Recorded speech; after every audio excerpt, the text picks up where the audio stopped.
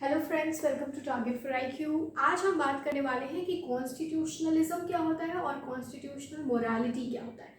तो देखिए, कॉन्स्टिट्यूशनलिज्म और कॉन्स्टिट्यूशनल मोरालिटी ये जो दो टर्म्स हैं वो रीसेंट आपके कॉन्स्टिट्यूशनल डेवलपमेंट में काफ़ी, अभी जो रीसेंट केस लॉज अगर आप पढ़ेंगे तो ये दोनों वर्ड्स का काफ़ी जगह पर यूसेज देखेंगे। करंट अफेयर्स में भी आपको काफ़ी, अगर आप करंट अफेयर्स फॉलो करते हैं, सुप्रीम कोर्ट जजमेंट्स को फॉलो करते हैं, तो आपका ये एक बहुत इंपॉर्टेंट कॉन्सेप्ट समझने का रहेगा कि कॉन्स्टिट्यूशनलिज्म किसको कहते हैं और कॉन्स्टिट्यूशनल मोरालिटी किसको कहते हैं। कॉन्स्टिट्यूशनलिज्म समझने के लिए सबसे पहले हम लोगों को जानना चाहिए कि इज्म क्या होता है। ISM, इज्म किसको कहते हैं? तो इसको हम, इज्म को हम थ्योरी या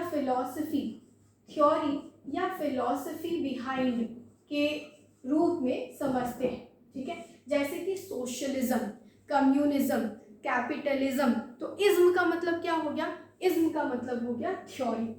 ठीक है, नेक्स्ट है आपका कॉन्स्टिट्यूशनलिज्म किसको कहते हैं। तो देखिए, कॉन्स्टिट्यूशनल प्रिंसिपल्स जो है वो आपको डिफरेंट प्रोविजंस में, डिफरेंट आर्टिकल्स में समावेश किए हुए हैं उन सारे प्रिंसिपल्स को। जैसे कि आपके कॉन्स्टिट्यूशन में प्रिंसिपल है कि हम सेक्युलरिज्म को फॉलो करते हैं, जैसे कि आपका प्रिंसिपल है कि हम लोग डेमोक्रेटिक फॉर्म ऑफ गवर्नमेंट है। ये सारे प्रिंसिपल्स को इम्प्लिसिटली या एक्सप्लिसिटली काफ़ी सारे हमारे एक्शंस गवर्न करते हैं। सिर्फ प्रिंसिपल या बुक में अगर वो कोई चीज़ अगर है तो उसको हम सिर्फ क्या, उसको हम केवल किताब में अगर कोई चीज़ लिखा हुआ है तो उसको हम क्या रियल में कहेंगे कि वो कॉन्स्टिट्यूशनलिज्म है? It's actually a reverence, a kind of respect towards the constitution। जो हम इसके प्रिंसिपल को हम कितना इनहेरेंटली फॉलो करते हैं, that is constitutionalism. That constitution is the supreme document, constitution is the supreme document, ऐसा हम लोग समझते हैं कि नहीं समझते हैं। और ये theory of believing, theory of respecting that constitution is the supreme document, यही कॉन्सेप्ट है कॉन्स्टिट्यूशनलिज्म का। तो इसको, ये जो आपके क्या टूल्स हैं जो बताएंगे कि हम कॉन्स्टिट्यूशन को फॉलो करते हैं, what are the tools which would say that we follow the constitution. तो ये आपका फंडामेंटल ड्यूटीज,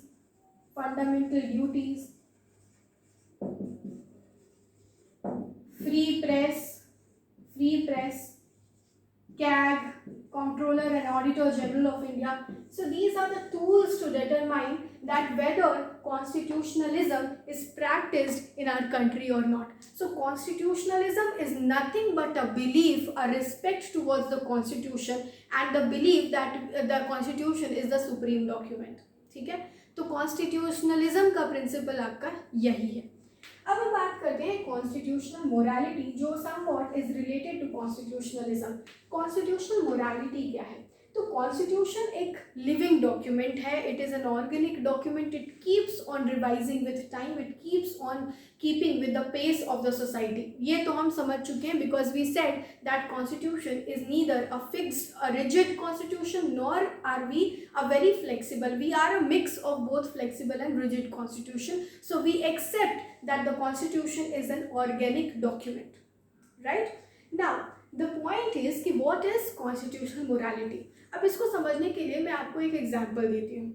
जैसे कि अगर मैंने आपको बोला कि मिस्टर ए, आप जो है आज बी को अपने घर में जाके रोटी खिला दो, ठीक है? तो मेरे कहने का ये मतलब है कि भाई बी को आप खाना खिलाइएगा। आप बी जाता है आपके घर में और आप उसको रोटी देते हैं केवल, वो आपसे पानी मांगता है तो आप बोलते हैं कि भाई मुझे तो मैम ने पानी के लिए बोला नहीं था, मुझे तो केवल रोटी के लिए बोला था। तो व्हाट इज़ द डिफरेंस? मेरा एसेंस क्या था बोलने का?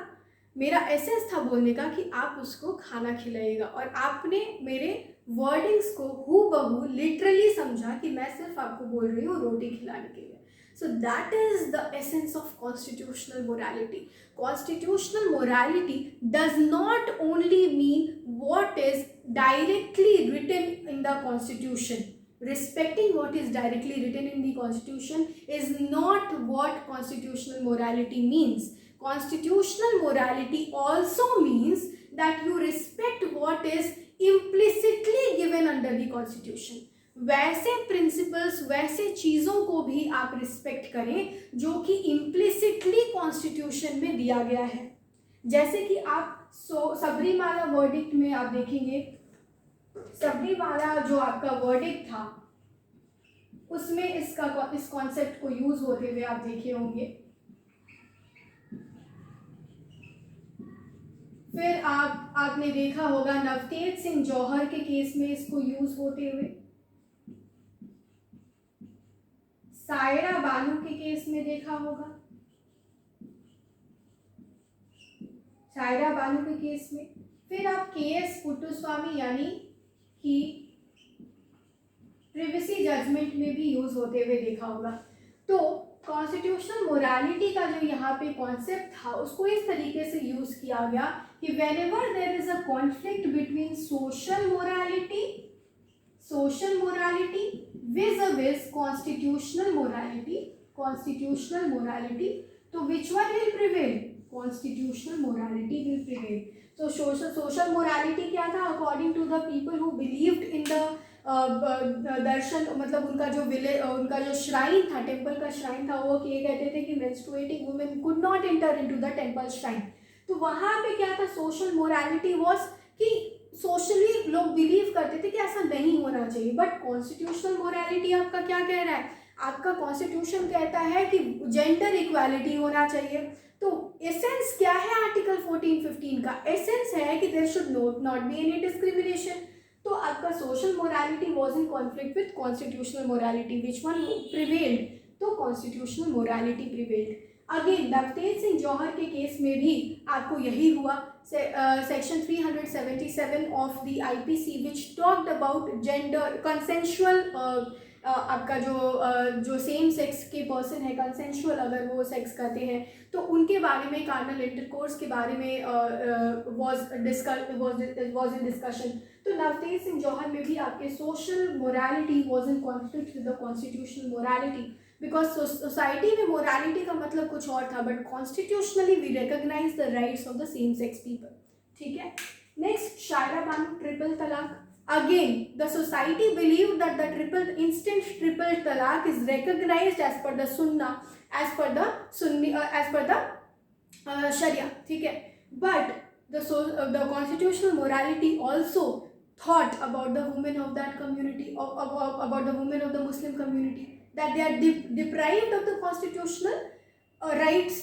ठीक है। फिर केएस पुट्टुस्वामी के केस में भी आर्टिकल 21 में इम्प्लिसिटली दिया हुआ है राइट टू प्रिवेसी। इसको, ये कॉन्स्टिट्यूशनल मोरालिटी है, this is the essence of the constitution, so you have to recognise right to privacy as a part of article 21 of the constitution. सो ये दोनों प्रिंसिपल्स जो है वो बहुत ज़्यादा रोल प्ले करते हैं आज के आपके न्यू केसेस में जहाँ पे कॉन्स्टिट्यूशनल इंटरप्रिटेशन है। तो इसीलिए मैंने समझा कि ये दोनों कॉन्सेप्ट को आज बात किया जाए। आई होप आपको ये वीडियो पसंद आया होगा। ऐसे ही कुछ इन्फॉर्मेटिव वीडियोज़ के साथ आते रहेंगे। धन्यवाद।